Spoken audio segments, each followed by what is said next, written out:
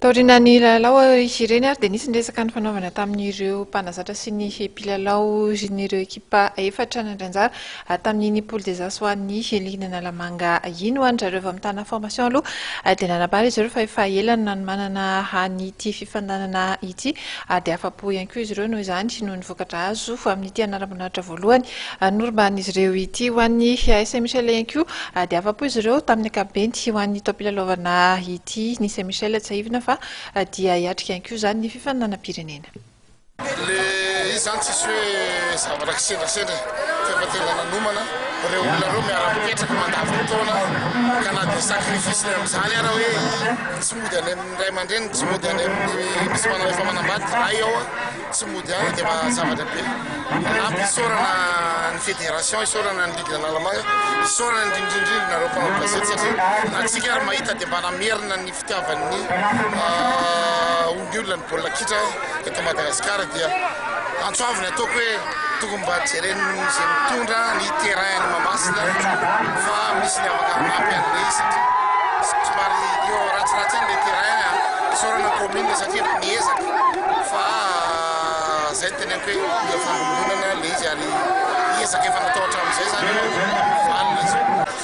azo lazaina hoe tsara fanomanana ihany izay tana formation tena nomanina iny indrindrindra moa tana formation mbola tsy nahazo titre mihitsy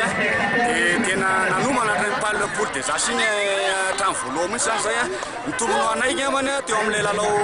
teo tamin'ny onana tamin'ny adema teo resaka tanjaka natanjaka izay tamin'ny resaka ravatana fa adema koa na zany naty zany ary tena miendrika izy ny ady mafy ihany koa izy ary anisan'ny ekipa goavany atao Madagasikara izy dia moa zany nandresy azy zay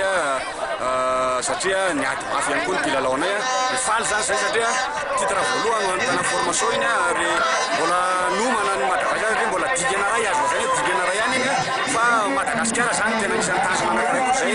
tsy maintsy masonay zany iainana ny saison voalohany aloha zany mafimafy ny saison zany hoe ambonimbony ny compétition fa na izany ary vao mainka mahatsara le baolina kitra eto Madagasikara satria efa miakatra le tambourina kitra mitsika fa hiatsaratsara hatrany zany baolina ataotsika fa tsisy tsony le resy tamin'ireny. Manao kosa fa manana ny fifandanana nasionaly ny coupe sy ny championnat de Madagascar. Zay moa zany le tena marina any Manja moa zany zay ny centre anay fa manomana zay manomboka amin'ny herinandro tsisy repos mihitsy zany amin'ny herinandro fa manomana zay. Ny fitazoma tsara raha isaorana n'Andriamanitra nahavitanan'izay